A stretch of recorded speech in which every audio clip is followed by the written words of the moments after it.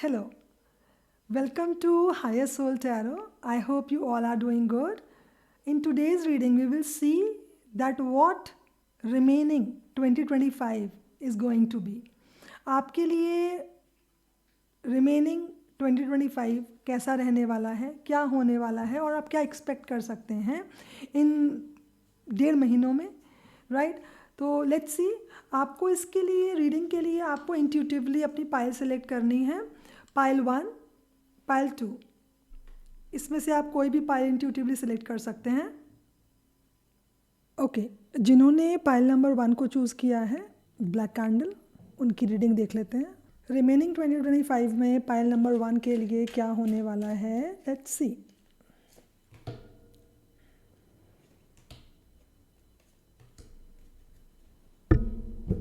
ये एक pickup pile reading है। पाइल नंबर 1 रिमेनिंग 2025 क्या लेकर आ रहा है, let's C. 3 of Swords, King of Wands, 9 of Wands, the Judgment, the Ritual, the Rider, the Lilies. Okay, so pile number 1, the first thing is जो आपके लिए remaining 2025 में जो आ रहा है, मुझे ऐसा दिखाई दे रहा है कि in the past, in the recent past, ऐसा हो सकता है कि ऐसा हुआ हो, कोई हार्ट ब्रेक आपको मिला हो किसी थर्ड पार्टी की वजह से। There was some sort of problem in the relationship, either in your marriage, because ritual का कार्ड है, तो maybe something in the marriage, और कोई रिलेशनशिप में भी ये प्रॉब्लम हो सकती है किसी मेल को लेके।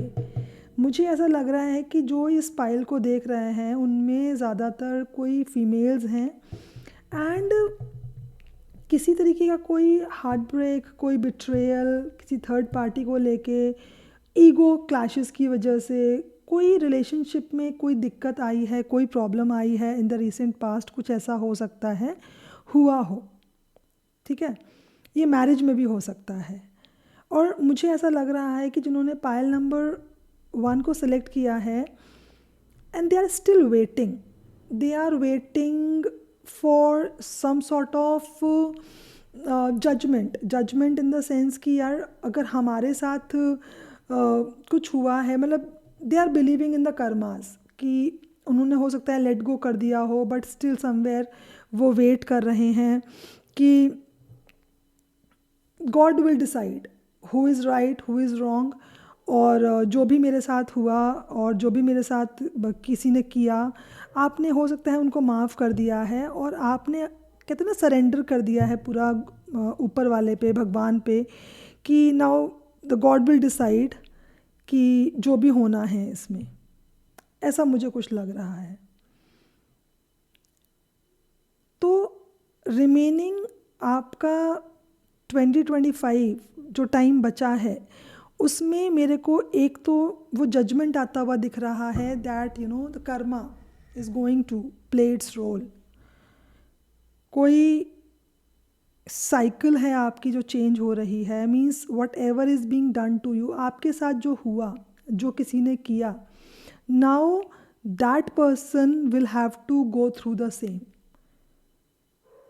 रोल रिवर्सल, हम इसे बोलते हैं ना, रोल रिवर्सल। जैसे someone has cheated on you, someone has left you, आपको छोड़ दिया, आपको चीटिंग किया, आपको बिट्रेयल किया, कोई प्रोमिसेस किए थे वो तोड़े, right? So that person is going to come back to you when they will hit hard by the karma. कहते हैं ना, जब जो उन्होंने आपके साथ किया, जब वही उनके साथ होगा, so they will come back to you, they are going to come back to you with a sorry, an apology। तो मुझे एक reconciliation होता हुआ दिख रहा है, and that too after, जब वो इंसान भी उसी दर्द से, उसी परेशानी से गुजरेगा, जो दर्द, परेशानी, जो बैड टाइम्स उन्होंने आपको दिए थे। ये मुझे यहाँ पे आते हुए दिख रहा है। दूसरी चीज़, आप मुझे, जिन्होंने पायल 2 को सिलेक्ट किया है, आप लोग मुझे अपनी पावर्स में आते हुए दिख रहे हैं. You are coming back to your powers. आप वेट कर रहे हैं, नो डाउट अबाउट इट. ठीक है, आप ये समझ भी चुके हैं, आपको एक ये अंडरस्टैंडिंग हो चुकी है कि लाइफ इज़ नॉट ईजी. ठीक है, लाइफ है तो लाइफ में ये लेसन्स जो हैं वो आते रहते हैं. हो सकता है आपने ये भी एक्सेप्ट कर लिया हो कि ये आपका एक कार्मिक रिलेशनशिप था. This relationship might have taught you something. इस रिलेशनशिप ने आपको कुछ सिखा दिया होगा, आपको और बेटर बना दिया होगा. ठीक है, बट मुझे एक कंप्लीशन होता हुआ कहीं ना कहीं दिख रहा है. एक चीज़ मेरे को डेफिनेटली लग रही है that you people, you have learned a lesson from this episode. जो भी आपके साथ हुआ है, जो भी आपका हार्ट ब्रेक हुआ है, जो भी आपने प्रॉब्लम्स फेस की हैं, it can be in a relationship और it can be in general in life, जो भी प्रॉब्लम फेस की हैं, you have become stronger. You have identified कि आप एक ब्लेस्ड चाइल्ड हैं, आप ऊपर वाले भगवान के एक ब्लेस्ड चाइल्ड हैं, और आपको अपनी पावर्स कहीं ना कहीं पता चली हैं कि that I am so powerful. मुझे ये छोटे मोटे इंसिडेंट्स लाइफ के ना, मुझे हिला नहीं सकते, मुझे गिरा नहीं सकते, मुझे कमज़ोर नहीं कर सकते हैं. ये आपने सीखा है. कहते हैं ना कि you have made a lemonade out of a lemon. कि प्रॉब्लम आई आपकी लाइफ में, लेकिन उन प्रॉब्लम ने आपको और बेटर बना दिया. ऐसा कुछ हुआ है या ऐसा कुछ होगा आने वाले 1-1.5 महीने में. By the end of 2025 you are going to move on.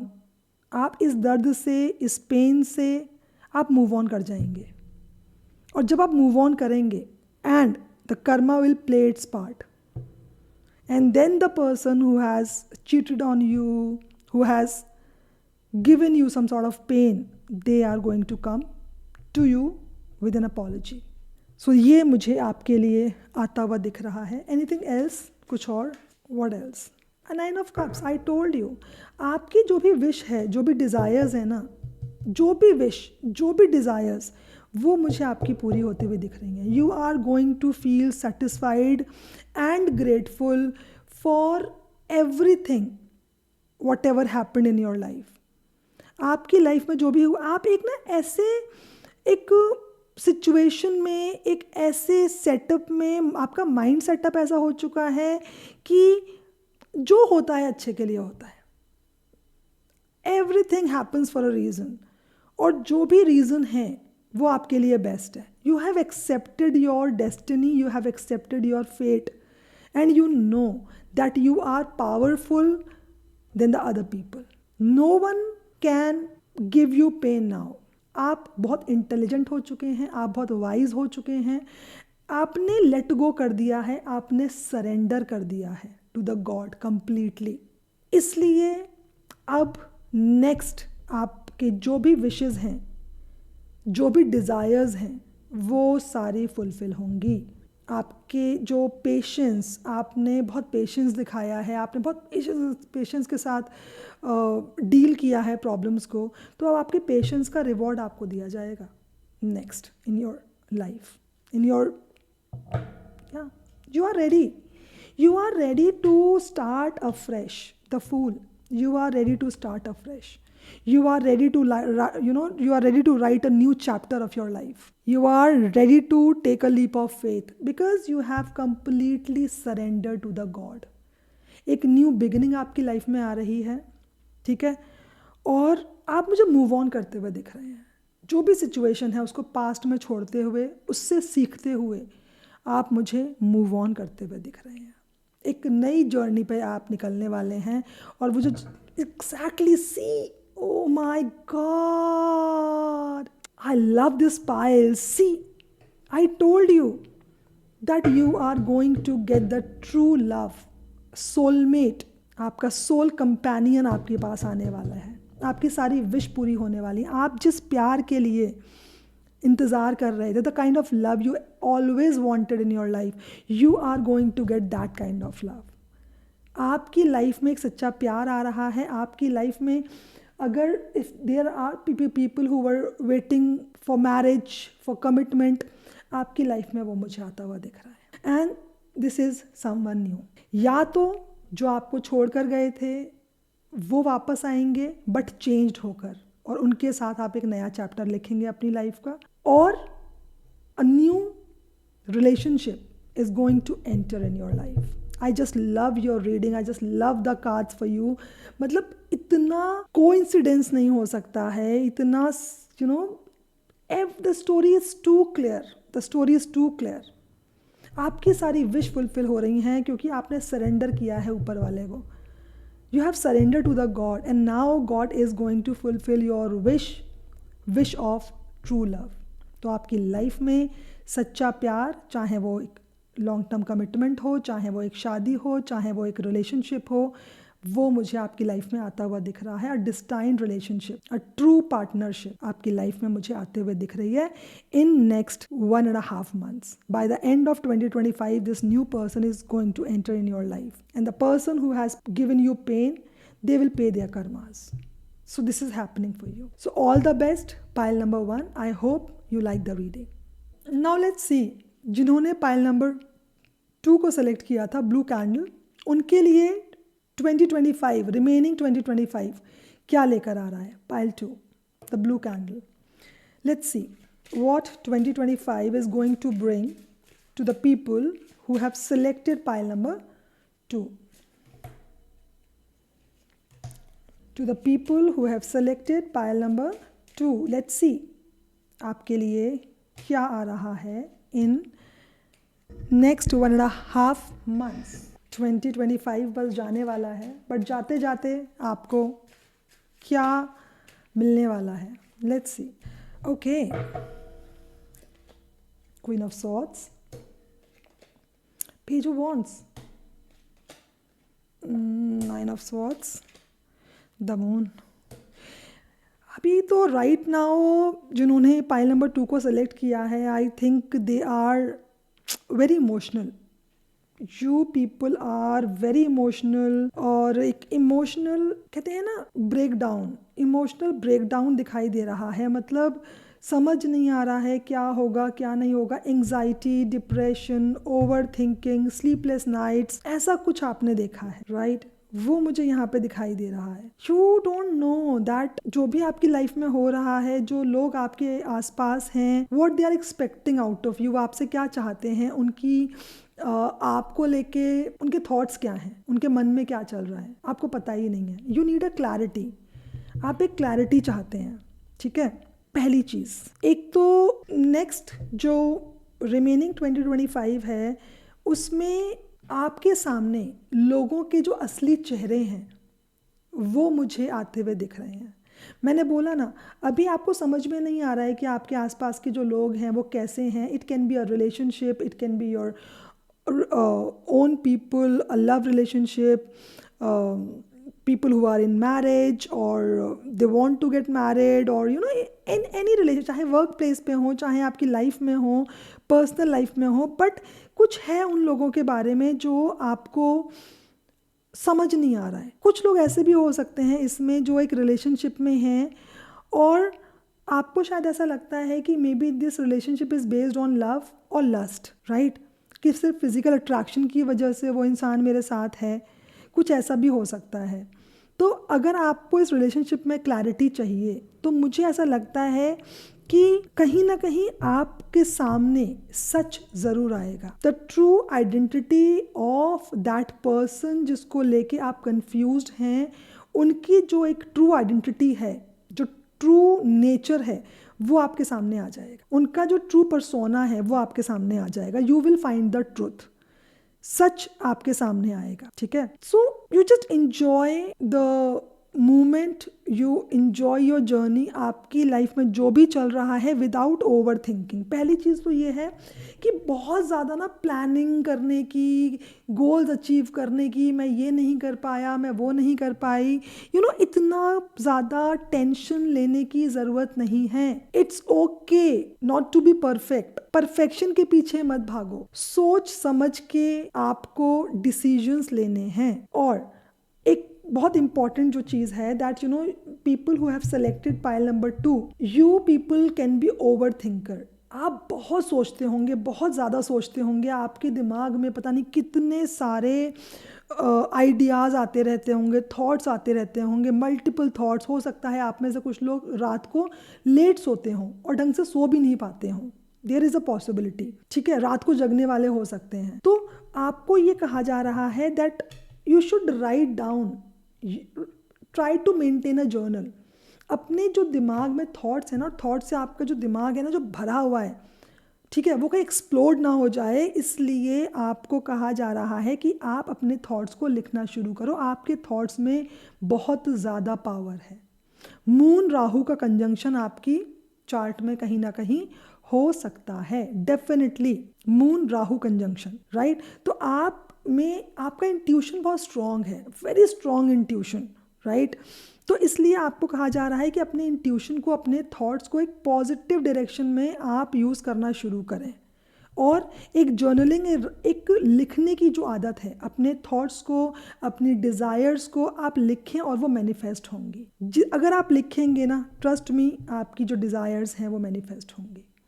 अगर ये आपके desires related to your position, your power, money, उससे रिलेटेड है, please write down, please write down. और आप देखेंगे कि आप वो चीज़ अट्रैक्ट करेंगे जो आप लिखेंगे। आपके थॉट्स इतने ज़्यादा पावरफुल हैं। और अगर नहीं है तो आप कहीं ना कहीं आपको ये रियलाइजेशन होगा कि आपके जो थॉट्स हैं they are so powerful, and you will start writing down your desires, your manifestations, एंड आपकी जो डिज़ायर्स, मैनिफेस्टेशंस हैं वो फुलफिल होंगी in next 1.5 months. So please write down your desires and let's see what else is coming for pile number 2. और देख लेते हैं और क्या है. Let's see what else is coming. Queen of Cups, the Emperor, 7 of Swords, 5 of Swords. God, this is again, I am telling you one thing for pile number 2. You people, you are in a toxic relationship.